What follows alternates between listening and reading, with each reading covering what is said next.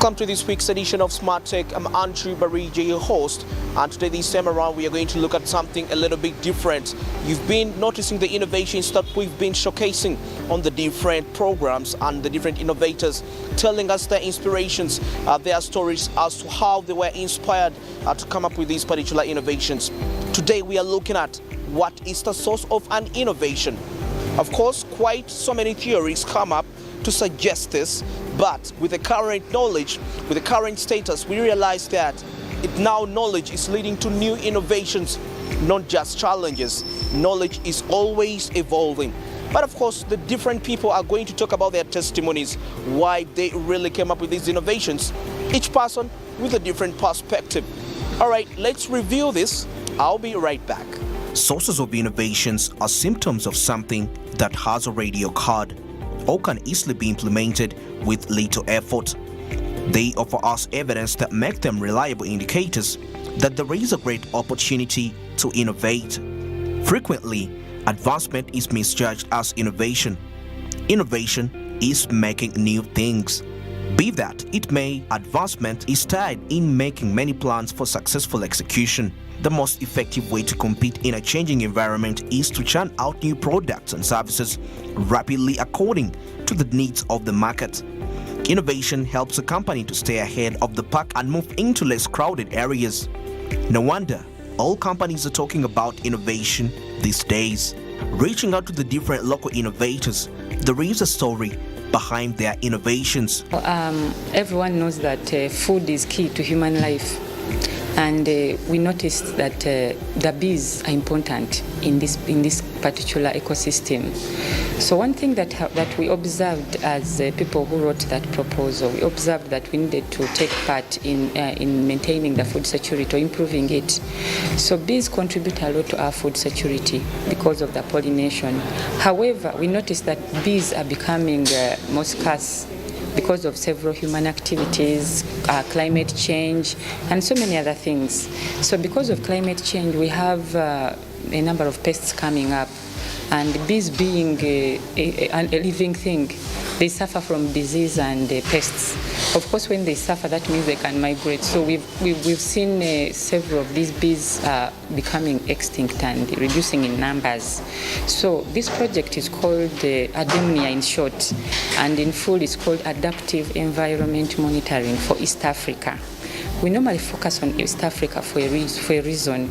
We want to produce affordable technologies, and we are mainly focusing on ICTs. So we went out and saw that bees are becoming extinct, and we need to provide solutions. Plus, we have several people who are keeping these bees for an income. So they want to get the honey. So what we are doing here is we are monitoring the conditions of these bees in the hives. One is we want to find out if these bees are diseased. If there are some chemicals that have been sprayed that are affecting the bees, because these chemicals end up in our food. So these bees go and pick the chemicals and then pollinate. And then we end up consuming the same. Even in the honey they make sometimes can have these bees. So what we are trying to do is we want to set up cameras, monitor these bees from anywhere, the chemical composition, their activity. If they are busy, of course, just like human beings, if the bee is sick, it will not be as active as it should be. So we are trying to monitor them remotely, because if someone has several hives, they cannot keep checking every now and then. We are dealing with dangerous organisms, so you can't keep opening and closing. So we want on my mobile phone, on my computer, to be able to monitor from wherever I am. Is my honey in? If it is in, I should be able to harvest in the right time, because the bees can consume it. So that is loss of income for beekeepers. If my bees are infested by disease, what happens? How should I prevent it?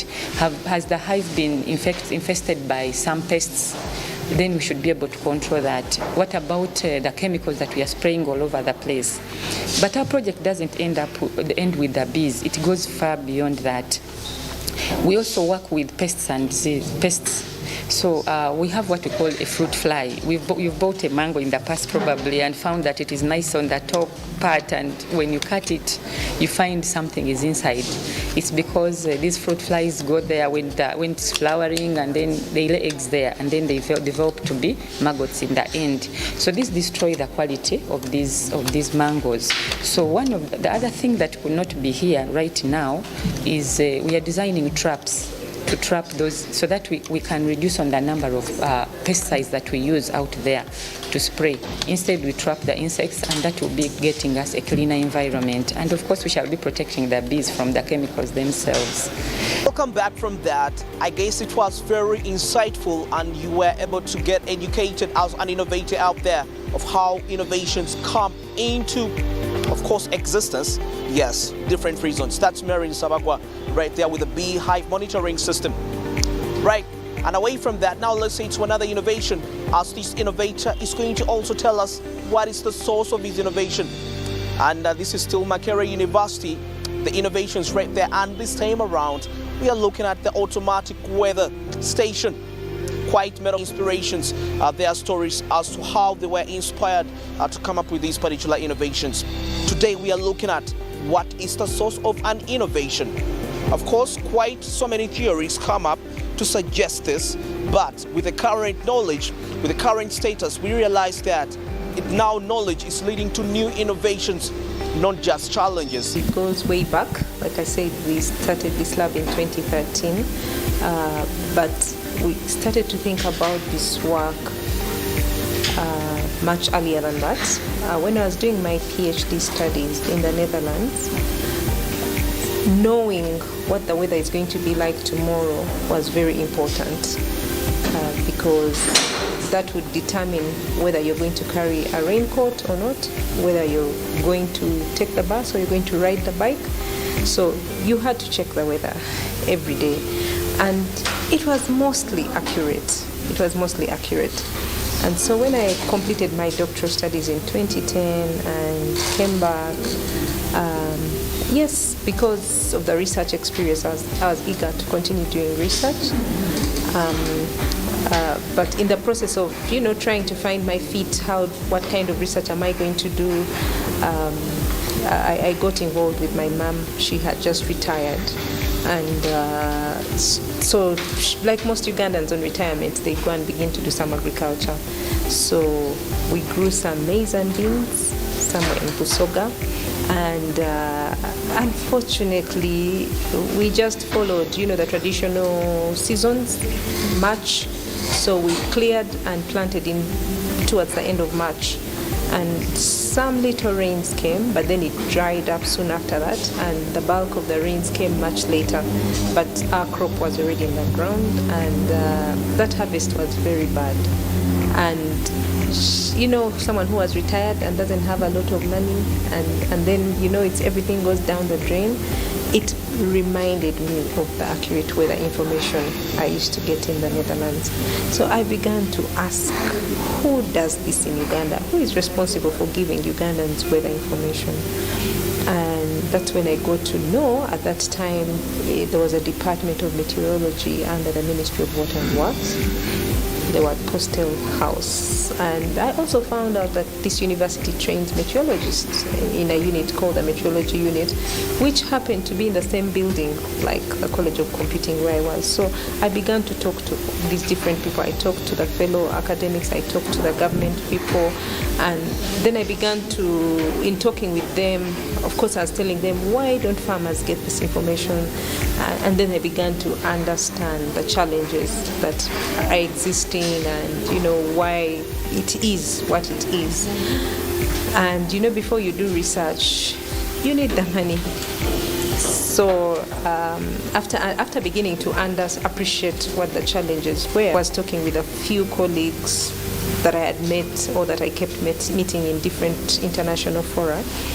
And then I began to actually understand that it's not just a Ugandan problem, it's actually an East African problem, that all the meteorological agencies have faced similar challenges. So the conversation got bigger with all these different people in Tanzania, the Tanzania Meteorology Unit, together with the academic partners, the Dar es Salaam Institute of Technology, then also with the University of Juba in South Sudan, and their NET department. And along the way, the Norwegians sent out a call for people to apply for research, like research funding, a research grant. And I think it was good timing because we already had an idea of what the challenges were, and when we looked through their call, we could identify what these needs are and how they fit in their call. So we applied for a seed grant. That was in 2012, and we were lucky to get it. And with that grant, we were able to actually do a quick, situation analysis in these 3 countries, in Uganda, in Tanzania, and in South Sudan, and be able to put a more concrete proposal together, which was successful. And then in 2013, we started to work. And by the nature of the grant being given to universities, they wanted the work to be done as capacity building. You're getting a solution, but you're also developing people. And so, we did this work in these 3 countries together with the Norwegians, the University of Bergen in Norway. We were the collection of supervisors, and we worked with different students looking. So the challenges were different, like they were mostly categorized in 4 areas. There was the infrastructure challenge, that there were not enough weather stations deployed. And, if you're estimating, weather forecast is basically an estimation of what it is today and what it was several, years or something back, and put that together, and then you can say, okay, based on this, then this is how it will be tomorrow or next week. Or so you need a lot of data points. You need infrastructure, weather collecting infrastructure in the field to help you have a more accurate weather forecast. So that was one of the challenges. The other challenge was where the data is stored. Like, we all know, people even talk about BBC born before computer. Before the 1980s, there were no computers. So most of these data records back then were purely manual. They're in books and things like that. But that data is valuable if you want to do forecasting. It's very valuable. So we also had that challenge that a lot of the weather data that is still extremely valuable is in manual records. And so we worked with the digitization section to build digital repository for the weather data going backwards, so it can be available for forecast. What are those origins? Peter Drucker refers to innovation as the effort to create purposeful focus change in an enterprise's economic or social potential. Innovation must begin with an analysis of opportunities in a systematic and organized way. The starting point in innovation is identifying the scope for improvement with respect to customers, suppliers, and internal processes. Innovations must be market-focused. Opportunities to innovate are provided by new customer segments which are just emerging. Customer segments that existing competitors are neglecting or not serving well. New customer needs which are emerging are new ways of producing and delivering products to customers. Innovation means change. Sometimes radical change, such as the development of the computer, and sometimes incremental change, such as the modification of existing computer software. These are the possible examples. In either case, managers must develop processes to encourage and guide the changes taking place. I guess that was quite very insightful, and you must be really enjoying as an innovator right there to ensure that actually you're getting some knowledge. The reason why you're getting inspired when you watch these different innovations and the ideas and the origins, literally where they came from. All right, at this particular time, let's get into a short commercial break. I'll be returning with more innovations as we still get the testimonies of the different innovators regarding how they got those innovations.